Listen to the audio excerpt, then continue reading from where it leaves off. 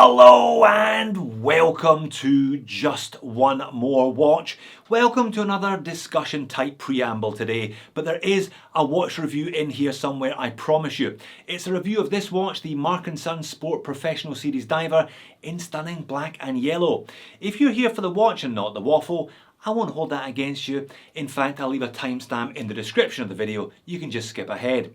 The watch made a cameo appearance in an episode of Loom Wars a couple of weeks ago, and it's back today for the full review treatment. I'm sure you saw the pop-up.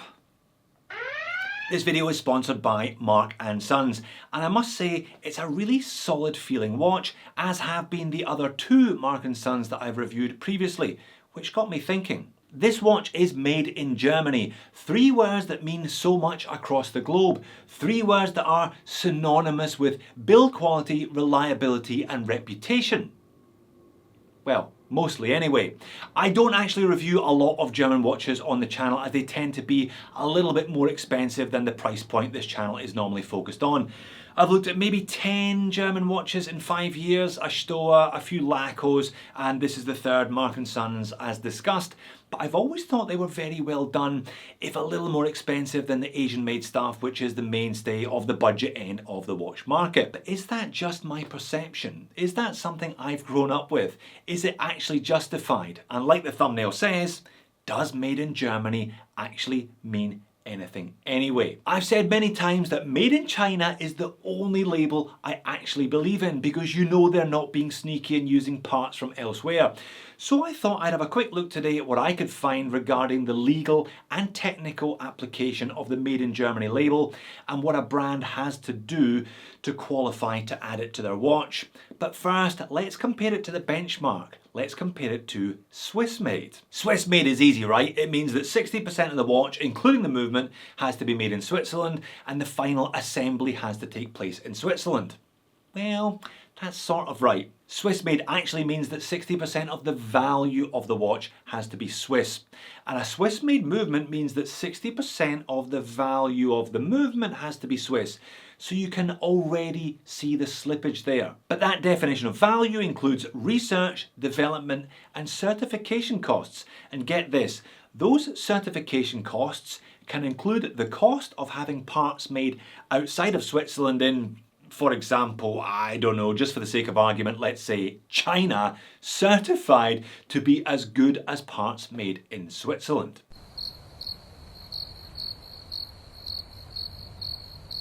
Yeah, moving on. Chris Vail, the owner of NTH Watches, put up this lengthy blog post about all of this roughly 5 years ago. I'll leave a link in the video description. His argument there is that technically it is possible for a watch to be made of 100% non-Swiss manufactured parts, but still be researched, developed, certified, assembled and cased in Switzerland, and therefore still qualify for the Swiss made label, all depending on how the value is apportioned, all because of the way the various acts are worded. Well, if that's Swiss made, it doesn't bode well for made in Germany, does it? Glashütte have their own rules.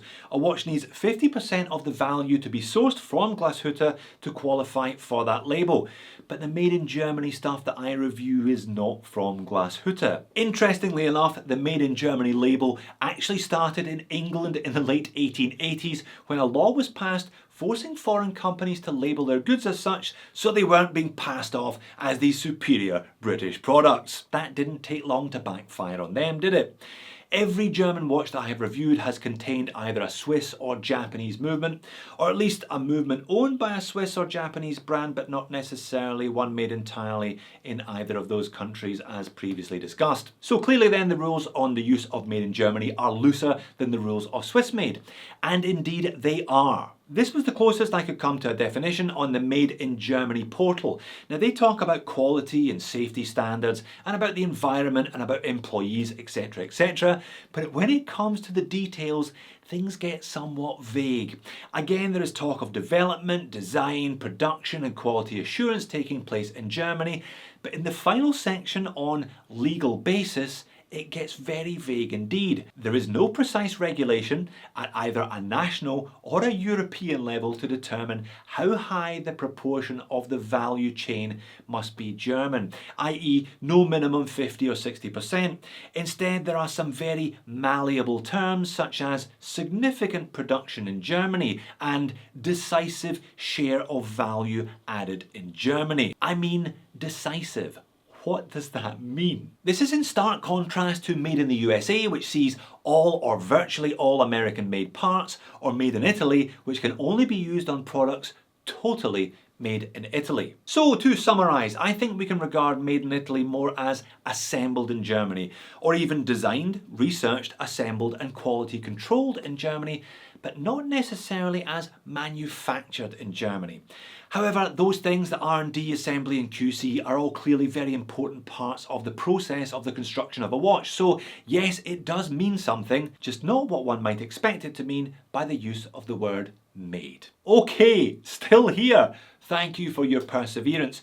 You will now be rewarded with a review of this very capable Marc & Sons diver, designed, researched, assembled and quality controlled in Germany. Let's flip the camera and get on with it. Alright, so while I'm getting into the box, let's talk price. I think the price is actually quite reasonable for what you get today. €690. Now that includes the 19% Euro tax. That comes in at $725 US. If you take the Euro tax off of that, if you're fortunate enough to live somewhere where you can avoid that, that comes in at $550 US. Australia, for example, this one scrapes under the 1,000 Aussie tax. I'd be paying 850 AUD for it. I reckon that's actually a really good price for what you're getting here. And I think the watch looks a lot more expensive than the price tag would suggest. 2-year warranty and free DHL international shipping always helps. As do lots of spare links. I think this is one for the big boys today, so big boys need lots of links. So a full size, full fat, full calorie, 42.5mm diameter dimension today, but I think they keep the thickness to quite a reasonable 13.7, including double dome sapphire crystal. 49 lug to lug also helps. 22mm lug width, tapering down to 20, back up to 22 again at the clasp. Sized up for my 7-inch wrist. It weighs in at 179 grams. If you're adding in all those extra links, expect the weight of around 195 grams. 316L stainless steel case, crown, bezel, stainless steel case back, solid stainless steel bracelet with quick release there. They don't actually supply a second strap, but if you want to provide your own, then it makes it easier to do that. Solid links with screw links. It's an H-link bracelet, and it's got one of those big chunky clasps. Only one hole of micro adjust, but you do get that diver's ratcheting extension instead. And for a big boy, I think that is actually a really elegant side profile. The mid case is actually relatively slim. It's quite a tall bezel, and as you can see there, the case back does protrude just a little bit. And the case finish is nice too, a fine brush in most areas.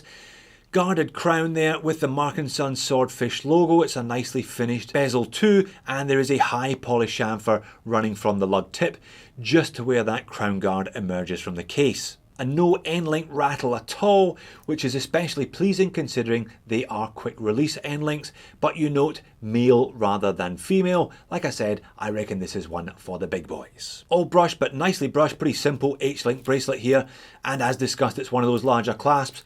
Milled lower, it is just a pressed upper though, as you can see from the side profile shot, but you do have 1.4 centimeters, so 14mm of ratcheting adjustment, but only one hole of effective micro adjustment there. Case back is stainless steel and screw on. It's okay, nothing to write home about particularly.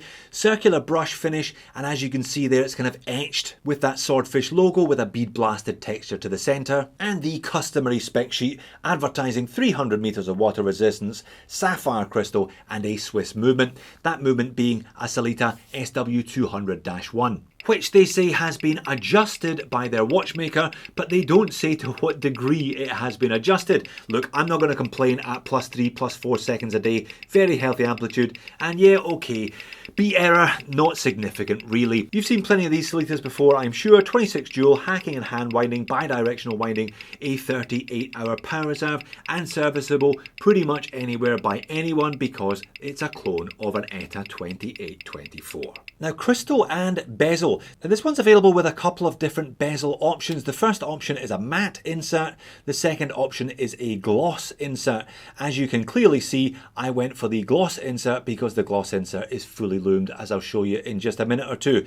Double dome sapphire crystal with anti-reflective undercoating and top coating. Again, nice to see that at the price, and very nicely integrated too. Gentle curve up from the ceramic, gentle curve over from the sapphire. You probably noticed quite a bit of flecto from the sapphire and from the ceramic, but I think it looks good. As I said, I think this one looks more expensive than the price tag would suggest. And I think that's partly because of this flecto effect from that shiny ceramic bezel insert and that nice piece of anti-reflective undercoat and top coat laden sapphire. Flecto can go both ways. It can make a watch look cheap or it can make a watch look expensive. I think this looks quite rich and therefore quite expensive looking. Bezel action is also really good. 120 click. No backplay, no bounce. Sounds great. Yeah, very satisfying to use. Now, outside under macro lens, there's actually quite a lot going on with this one. Perhaps you can see, perhaps you can't see. There is a sunburst effect on some, but not all of the dial, the center section and the outer sections. You can obviously see the concentric circle work dividing those two sections. Now, those large Arabics, the 1 to 12, are applied and loomed, as I'll show you in just a second, whereas the inner Arabics, field watch style 13 to 24, are just printed on, along with the Marc and Sons logo with the swordfish in the middle and professional automatic underneath.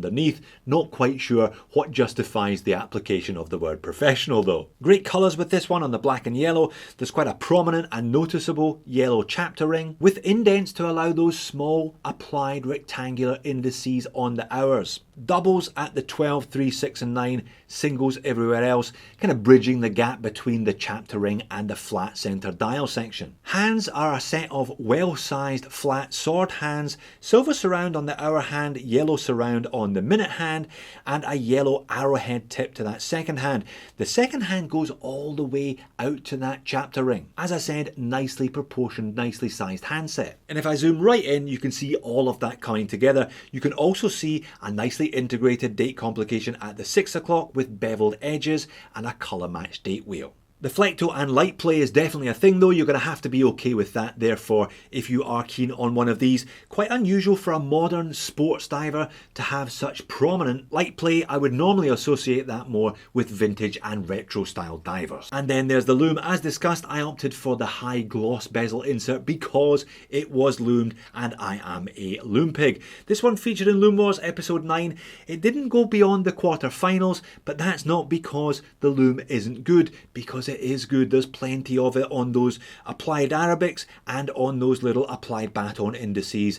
Loads on the hands as well. And if we speed it up, even when you get to the end of the 20 minutes, it's still glowing very brightly thanks to a decent application of BGW Night. On wrist, wears nicely on my average size 7-inch wrist, but like I said, I think a watch this size, this weight, the bigger the better in terms of wrist size. It does have that relatively compact sub 50 lug to lug in its favour, elegant profile and that inward and downward turn from those lug tips. But yeah, female end links would have helped it wear better on smaller wrists. Nicely balanced though because of that big chunky clasp. It doesn't feel top heavy. 13.7mm thickness, it doesn't feel like it's bobbling on my wrist either. Yellow and silver on black certainly helps with legibility. The Arabics are noticeable and prominent, as are those big sword, hour and minute hands. Outside natural light, you can see the kind of richness of that ceramic bezel insert and the light play coming from the sapphire as discussed with that prominent blue AR. You can also see the hands at all points. That double top coat and bottom coat AR is very, very effective. And it's the same on wrist as well. I think it's quite a rich looking wrist roll. You can also see that sliver of high polish, the chamfer, running from the lug tip up to the crown guard. Pocket shot to finish. I actually got a good fit with this one straight out of the box. I didn't have to resort to using the ratcheting clasp mechanism. Yeah, plenty of light play evident here from this angle as well. But I do have a couple of moans and niggles. Perhaps some of you have picked up on one of them already. I'll tell you about that one in just a second. First though is the clasp. I reckon 50-50 with these ones. Half of you will be delighted to see this ratcheting diver's extension. The other half, and I include myself in that half, not so much. I mean, it's solid feeling, and again, it's nicely done. You can see the Marc and Son logo and the swordfish etched into it very, very neatly indeed. But I prefer a traditional clasp with more micro adjust options. I think more people will get a better fit that way, and I'm not sure how many will take advantage of that diver's extension anyway. Because when you do, you always have this kind of odd looking clasp on your wrist, exposing sharp edges on either side. And then there are those double rectangular applied indices at the 12, 3, 6 and 9. Did you spot them from the macro earlier on? The ones at the 3 and the 6 are fine, but the ones at the 9 and particularly the 12 are...